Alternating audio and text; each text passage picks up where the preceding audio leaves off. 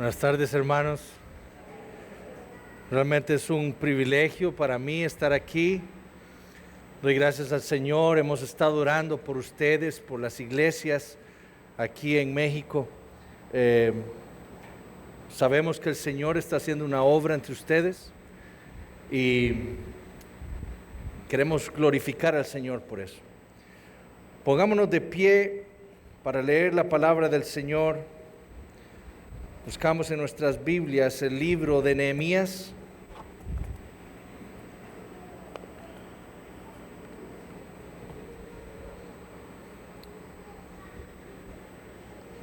Nehemías capítulo 7.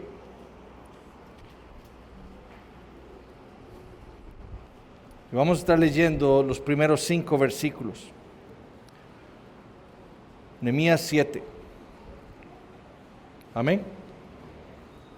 Esta es la palabra del Señor.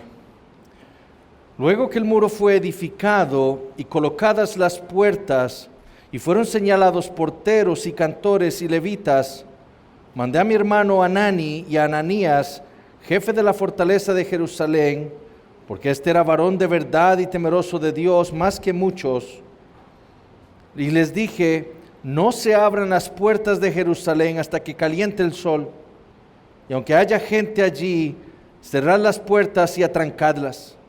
Y señalé guardas de los moradores de Jerusalén, cada cual en su turno y cada uno delante de su casa. Porque la ciudad era espaciosa y grande, pero poco pueblo dentro de ella, y no había casas reedificadas. Entonces puso Dios en mi corazón que reuniese a los nobles y oficiales y al pueblo, para que fuesen empadronados según sus genealogías. Y hallé el libro de la genealogía de los que habían subido antes, y encontré en él escrito así. El capítulo 7 de Nehemías marca una transición o una división muy importante en las memorias de Nehemías.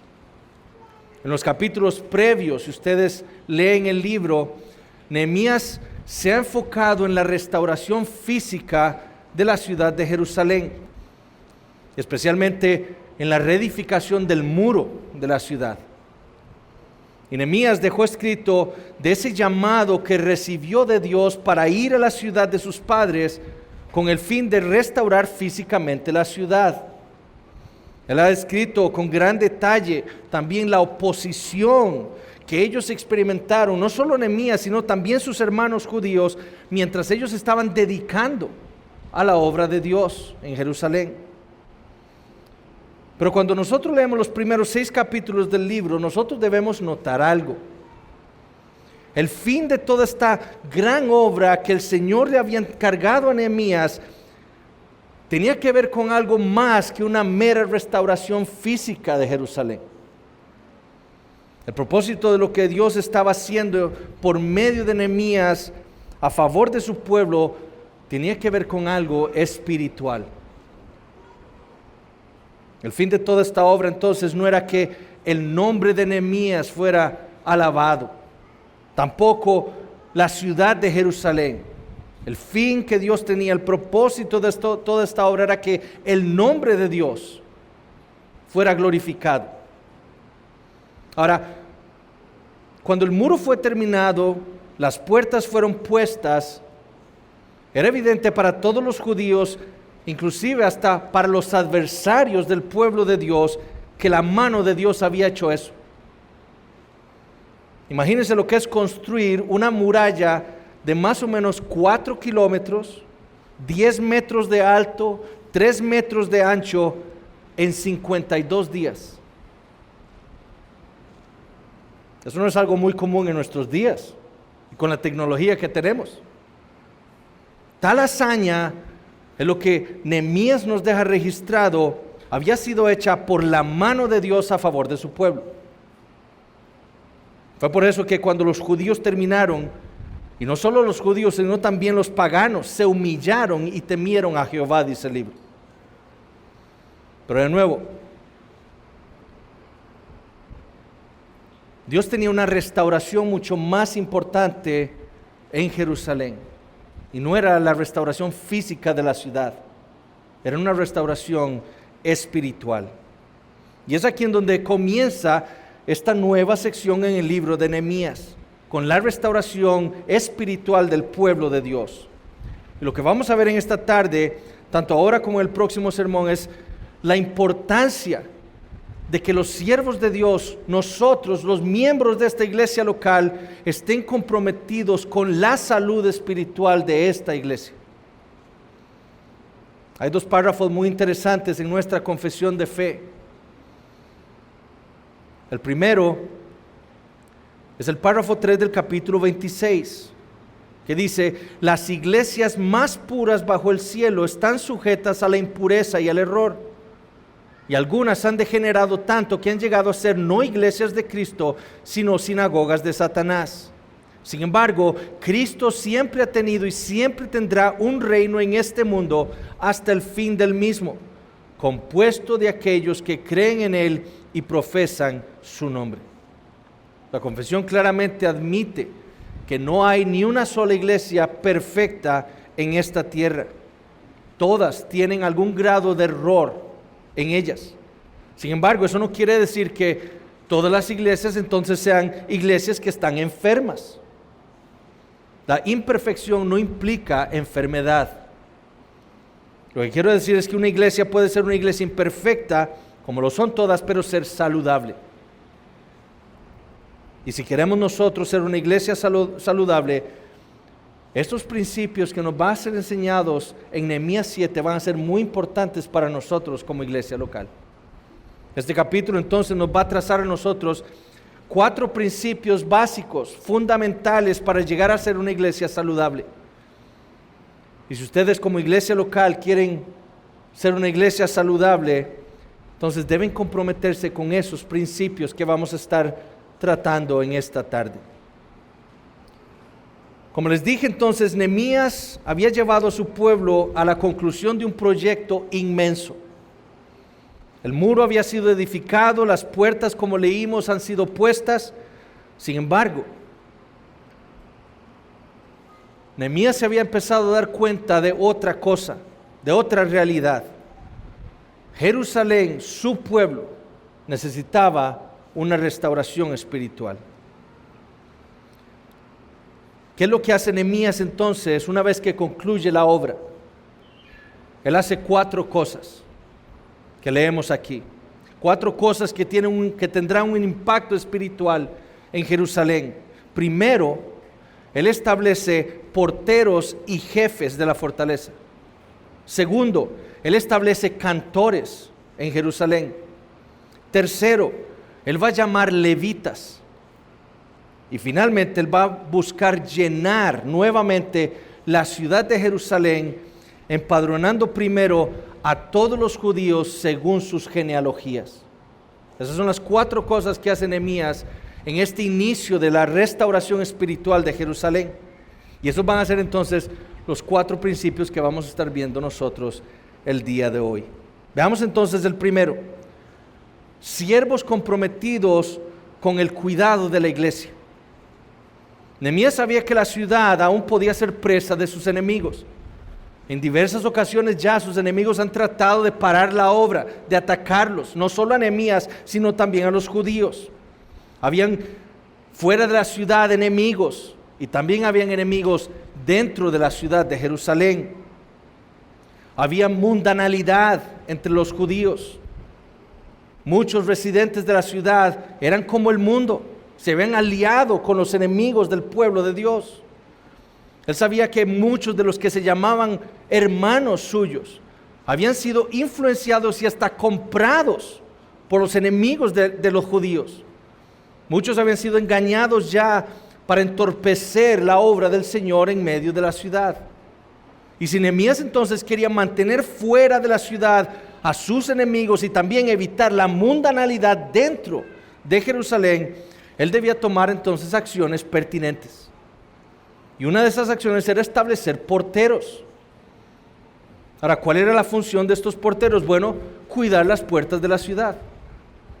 Nehemías deseaba que hubiera varones con un rol específico de abrir y cerrar las puertas de la ciudad cuando fuera necesario. Él sabía que el enemigo era aún una amenaza para ellos. Él sabía de las maquinaciones del enemigo en contra del pueblo de Dios, y por lo tanto lo que hace es establecer no solo porteros, sino un horario en el cual las puertas debían cerrarse. En cada una de estas 10 puertas que habían alrededor del muro de la ciudad, habían hombres con dones específicos para montar su guardia allí. Inclusive, Nehemías colocó hasta algunos enfrente de sus casas para cuidarlas. Ahora notemos el horario que establece Nehemías como el gobernador. Él pone hasta que caliente el sol. Es decir, Nehemías, consciente de la posibilidad de un ataque de día, él dice: las puertas deben permanecer cerradas hasta que caliente el sol. Así estaba entonces, así vemos de ansioso el enemigo por destruir la ciudad. Por eso Nehemías había dado esa orden de mantener las puertas cerradas inclusive durante el día. Inclusive aunque hubiera personas afuera. Noten que él dice ahí: y aunque haya gente allí. No importa que haya gente afuera de la ciudad, no importa que sean judíos, cierren las puertas. El enemigo nos quiere atacar. Él sabía también que habían falsos judíos. Judíos que se habían conjurado con sus enemigos para hacerle daño a Nehemías y al pueblo. Y nadie entonces entraría en Jerusalén sin que Nehemías no diera la orden. Ahora, Nehemías no solo establece porteros, él también estableció hombres capaces de hacer cumplir sus órdenes, de vigilar la ciudad, de que estuviera segura. Y estos hombres, como leímos, fue Hanani, su hermano, y Ananías, el jefe de la fortaleza. Ahora, notemos algo sumamente importante. ¿Por qué fue que Nehemías escogió a estos dos hombres? ¿Por qué escogió especialmente a Ananías? Bueno, muy probablemente es porque ellos eran hombres de su confianza. Él los conocía bien. Él sabía que él podía confiar en ellos de que iban a acatar sus órdenes. Pero mucho más importante, Nehemías los escogió para cuidar la ciudad por su carácter. Noten lo que dice el versículo 2 acerca de Ananías. Porque este era varón de verdad y temeroso de Dios más que muchos. La traducción más literal de esa frase es un varón de verdad, es que este es un hombre fiel. Nehemías no buscó a Ananías porque era un hombre fuerte y bien parecido. Tampoco lo buscó porque era un buen orador o porque era famoso.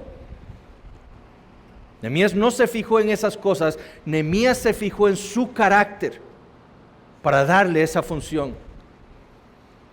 Ananías era un hombre fiel, un hombre que temía a Dios, y eso era suficiente para Nehemías.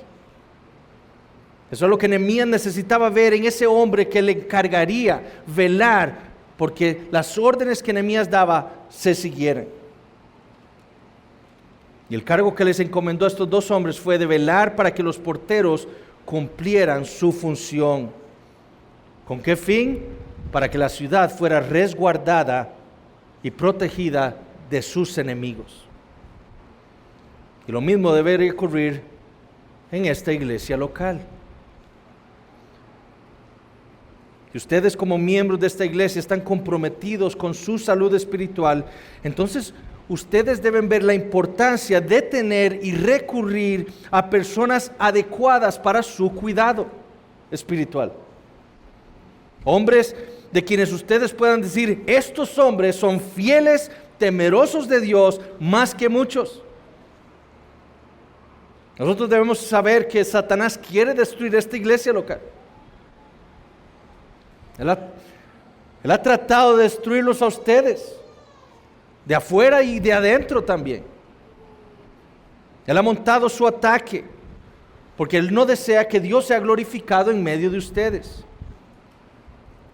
Y con ese propósito Él envía a sus hijos, de nuevo de afuera y hasta de adentro, con el fin de atacarles, tratar de engañarlos, buscar desensibilizarnos a ustedes del mundo, para hacerlos como el mundo, enfermarlos. Y es por eso que esta iglesia entonces debería estar preocupada por su cuidado y su salud espiritual. Ahora, ¿cómo es que se hace esto? ¿Cómo es que una iglesia puede velar por su seguridad y por su salud espiritual? Bueno, siguiendo los principios que nos da Nehemías. Primero, buscando hombres que nos vayan a cuidar espiritualmente, que tengan un carácter piadoso, que sean temerosos de Dios. Hombres que puedan liderar esta iglesia. Ya ustedes tienen un pastor, pero ¿cómo van ustedes entonces a llamar más pastores para que los cuiden? ¿Lo van a hacer a la ligera, buscando como el mundo el carisma de estos hombres? Como Israel hizo con Saúl, un hombre bien parecido, alto, fornido. ¿Son esos hombres los que van a buscar? ¿O se van a basar en su carácter? ¿Qué es lo que la palabra de Dios pide de esos hombres que van a ser líderes en nuestra iglesia y que van a servir para cuidarnos espiritualmente a nosotros? La Biblia nos enseña lo mal que le puede ir al pueblo de Dios cuando busca líderes sin seguir los principios bíblicos. Y de nuevo les recuerdo el caso de Israel. Escogieron a Saúl, un hombre impío, un hombre que no era temeroso de Dios. Y la Biblia nos cuenta que Dios complació al pueblo y les dio a Saúl. Ellos querían ser como el resto de los pueblos y Dios los complació. Y lo terrible de esa historia es que en lo que se fijó el pueblo de Israel. Entonces corrieron, dice 1 Samuel 10, y lo trajeron de allí porque Saúl estaba escondido, tras de eso era un cobarde. Y puesto en medio del pueblo, desde los hombros arriba, era más alto que todo el pueblo. Y Samuel dijo a todo el pueblo: ¿habéis visto al que ha elegido Jehová? Que no hay semejante a él en todo el pueblo. Entonces el pueblo clamó con alegría diciendo: viva el rey. Se fijaron en lo externo nada más. Y si seguimos nosotros leyendo ese relato, nos daremos cuenta del terrible rey que fue Saúl para el pueblo de Israel. Hermanos, a Dios no le interesan las cosas que le interesan al mundo cuando buscan un líder en una persona. Cuando el mundo busca ese tipo de personas líderes, en lo que se fija es en su apariencia física, en los muchos títulos que tenga, en su carisma, en su capacidad para hablar. Pero no toma en cuenta si su familia está siendo bien gobernada. No toma en cuenta si ese hombre es fiel a su esposa. Eso no lo toma en cuenta el mundo. Queremos a tal persona para que sea el CEO de nuestra empresa, pero no les importa que sea un gran adúltero. No le importa que sus hijos nunca lo vean. No le importa si es un hombre piadoso. Al mundo esas cosas no le interesan. Pero esas son las cosas que deben caracterizar al hombre de Dios. Aquel hombre que la iglesia debe ordenar para liderar la iglesia y cuidarla espiritualmente. La iglesia no está llamada a ver ninguna otra cosa que no sea el carácter de ese hombre que va a llamar al ministerio. Cuando Pablo le escribe a Timoteo acerca de aquellos que la iglesia debía poner y ordenar como pastores, él le menciona esto: deben ser irreprensibles, maridos de una sola mujer, sobrios, prudentes, decorosos, hospedadores, no dados al vino, no pendencieros, no codiciosos de ganancias deshonestas, amables, apacibles, no avaros, que gobiernen bien su casa, que tengan a sus hijos en sujeción, que tengan buen testimonio de los de afuera. Y solo una vez se menciona que sean aptos para enseñar. Todo el enfoque de Dios en estos hombres es su carácter, un carácter piadoso. Note que Pablo no se enfoca en los logros académicos de estos hombres. Es que tiene un PhD en física nuclear. Pablo no le interesa eso. Pablo le interesa el carácter de ese hombre que va a servir como el líder de la iglesia o los líderes de la iglesia para cuidarnos espiritualmente. Hombres como Ananías. Ciertamente deben ser capaces de enseñar, pero es mucho más importante que la iglesia se fije en el carácter de esos hombres. Si la iglesia está entonces comprometida con su salud espiritual, debe buscar entonces líderes, pastores que sean piadosos y temerosos de Dios. Estos porteros, los pastores de la iglesia, deben ser como los atalayas de los que profetizó Ezequiel. Hombres que estuvieran en las torres del muro, atentos a las amenazas que venían al pueblo de Dios, amenazas de los enemigos del mundo contra Israel. Debían ser hombres que temieran a Dios más que a los hombres, que dieran aviso al pueblo de Dios de amenazas que venían, de peligros que ellos estaban viendo desde las alturas que venían contra ellos, con el fin de cuidarlos. El deber era buscar hombres en la iglesia que fueran piadosos, que se ejercitaran en la piedad, que siguieran la justicia, que prediquen la palabra, que insten a tiempo y fuera de tiempo, que redargullan, que reprendan, que exhortan a los hombres con toda paciencia y doctrina. Esos son los hombres que debemos elegir. No como muchos en nuestros días que, a pesar de ser grandes comunicadores, y conocemos muchos hombres en iglesias así, ¿verdad?, que son grandes comunicadores, autores de muchos libros, pero no les preocupan las almas, les preocupan sus nombres, no las almas de la iglesia. Ahora pregúntense esto: ¿cuál era el fin de Nehemías al instalar en su puesto a Ananías? Bueno, yo creo que cuando hubiese peligro, los judíos podían hasta ir a él pidiendo ayuda y consejo. Los pastores de nuestras iglesias deberían ser iguales. Deberían estar siempre prestos a ayudar a los miembros de la iglesia, a los creyentes, a darles sus consejos. Es muy triste ver cómo muchos no ven en sus pastores ese apoyo. Tienen hombres ahí que ellos mismos han puesto en el liderazgo para que los cuiden espiritualmente y no los usan para buscar consejo. Prefieren tomar decisiones importantes de su vida sin buscar el consejo de sus pastores. Por ejemplo, yo he conocido personas que están buscando trabajo, les dicen que hay un trabajo disponible para ellos, no buscan el consejo pastoral y resulta que era un trabajo que les pedía trabajar los domingos. Y su vida espiritual entonces se va a ver afectada por un trabajo así, por no buscar el consejo de los pastores. Efesios 4 dice que los pastores son regalos de Dios para todos nosotros. Por lo tanto, la iglesia debe valorarlos, debe estimarlos, deben entender que ellos están comprometidos con nuestra vida espiritual. Debemos escuchar sus consejos. Sin embargo, a pesar de esa responsabilidad de supervisar y cuidar, también nosotros debemos tener claro esa responsabilidad de cada uno de los miembros de esta iglesia de cuidarse los unos a los otros. No solo habían porteros, los mismos judíos dentro de Jerusalén debían cuidarse unos a otros, y lo mismo debemos hacer nosotros en la iglesia. Sí, hay hombres que hemos ordenado, que Dios ha designado para cuidarnos, pero nosotros mismos tenemos que cuidarnos los unos a los otros para tener una iglesia saludable espiritualmente. Segundo, también tenemos siervos que están comprometidos con la adoración a Dios. Este es el otro principio básico para tener una iglesia sana. Tener siervos o ser siervos comprometidos con la adoración a Dios. Notemos qué otras personas establece Nehemías en Israel. Versículo 1. Él establece no solo porteros, sino también cantores. Otra de las necesidades de Jerusalén, además del cuidado espiritual, era la necesidad de adorar a Dios.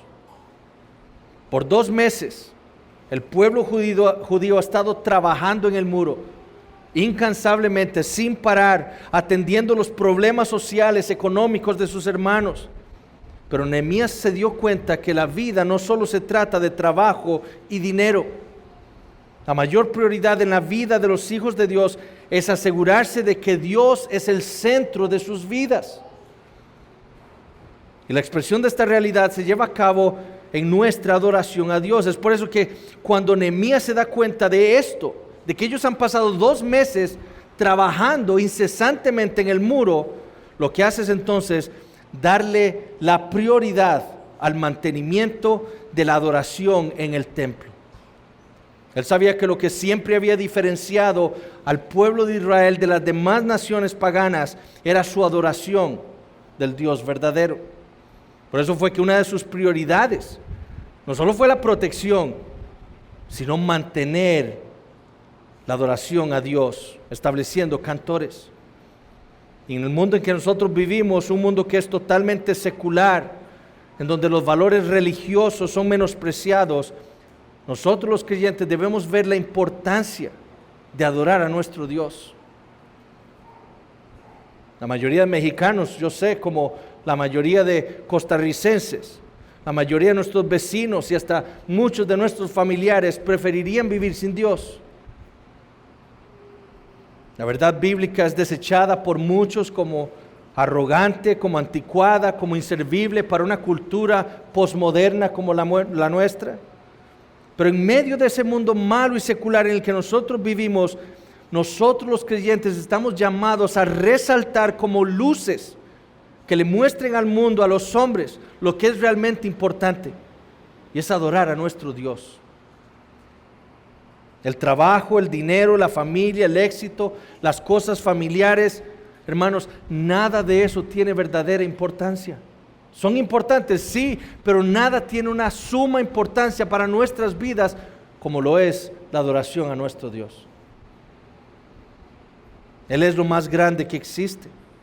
¿Cuál es el fin principal del hombre? Dice el catecismo. El fin principal del hombre es glorificar a Dios y disfrutar de Él para siempre. Nehemías sabía que esos mismos valores mundanos seculares que se habían infiltrado en Jerusalén son los mismos nuestros. Y lo único que iba a cambiar la perspectiva de sus hermanos para dejar de mundanalizarse era adorar a Dios. Por eso es que la adoración era el ideal más grande en Israel. Y si nosotros analizamos los 10 mandamientos, veremos en el primer mandamiento esa exclusividad que hay para el creyente de Dios en su vida. Si queremos nosotros entonces ser una iglesia saludable, tenemos entonces que ver la importancia de buscar, mejorar y preservar como el centro de nuestro servicio a Dios la adoración. El trabajo de los cantores era elevar en Israel las mentes de los adoradores al cielo, a su Dios, alejándolas de las cosas mundanas que afectaban sus mentes 6 días a la semana.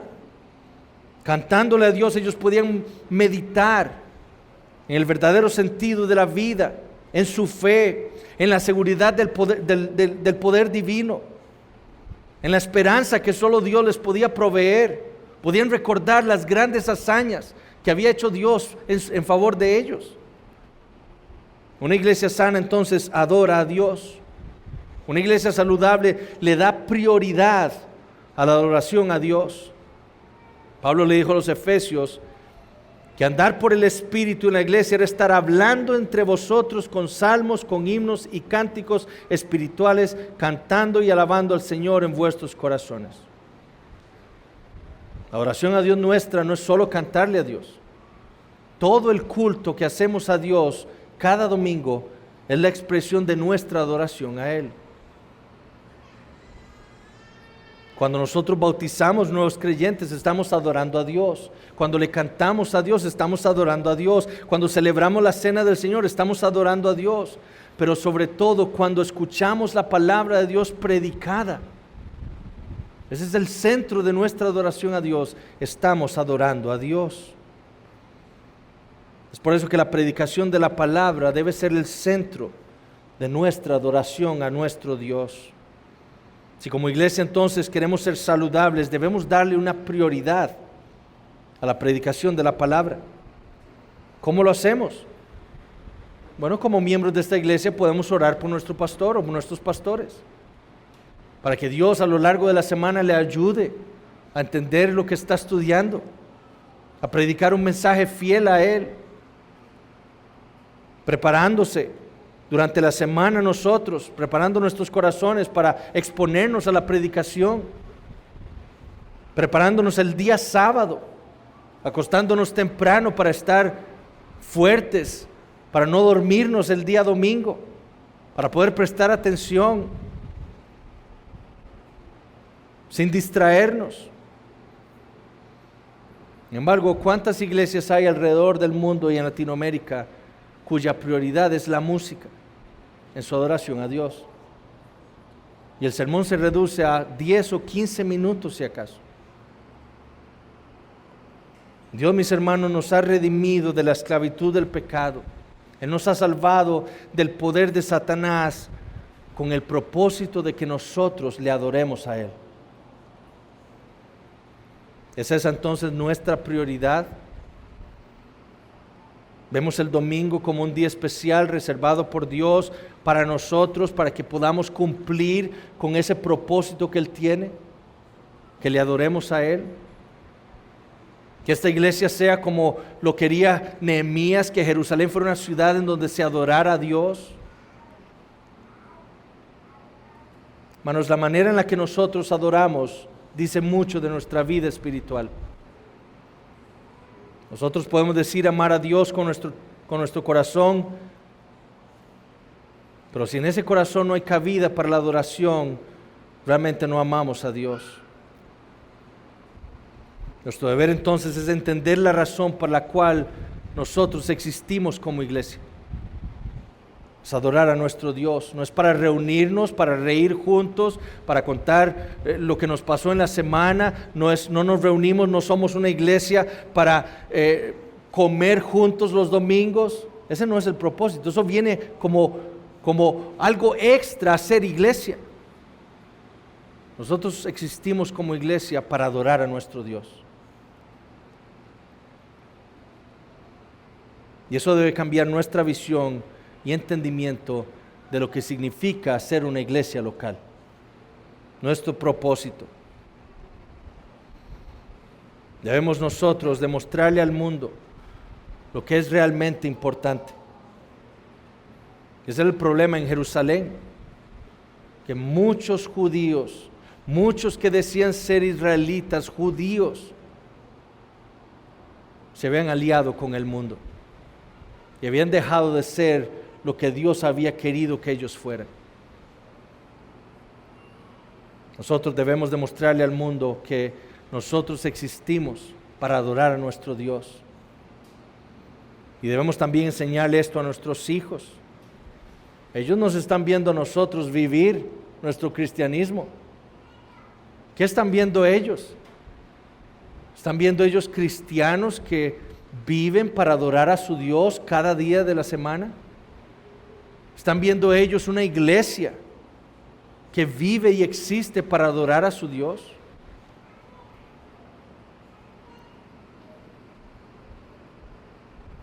C.S. Lewis dijo: cualquier cristiano estaría de acuerdo al afirmar que la salud espiritual de un hombre es exactamente proporcional a su amor por Dios. ¿Qué tanto amamos nosotros a nuestro Dios? Dios había hecho algo inmenso en Jerusalén. Él les había ayudado a construir ese muro para que el pueblo pudiera establecerse sin peligro en la ciudad, para que pudieran volver a adorarle a Él. Bueno, Dios ha hecho algo infinitamente más grande en esta iglesia local. Él dio a su Hijo hace más de 2000 años, lo trajo al mundo, Él se encarnó, vivió una vida perfecta y fue a la cruz por nosotros, los cristianos, para salvarnos de la esclavitud espiritual, no Babilonia, la esclavitud nuestra, Satanás y el pecado. y nos libertó y nos trajo no a la Jerusalén física, que ahora no existe, sino a la Jerusalén espiritual. ¿Con el propósito de qué? De que le adoremos a Él. Y Él nos da principios y nos da dones para que nos cuide también, para nuestra salud espiritual, para que nuestra adoración, nuestra vida pueda ser para Él. ¿Qué vamos a hacer entonces? ¿Qué vamos a hacer entendiendo el Evangelio? ¿Cuáles son los hombres que vamos a escoger para que nos cuiden espiritualmente? ¿Cuál es el propósito central entonces de esta iglesia local? ¿Va a ser la adoración o va a ser otra cosa? Una iglesia entonces que busca ser saludable, que busca ser bíblica, tendrá como su centro la adoración a su Dios. No por algo físico que Dios haya hecho por nosotros, sino por algo espiritual. La redención de nuestros pecados, la redención de cada uno de nosotros, al traernos a su reino.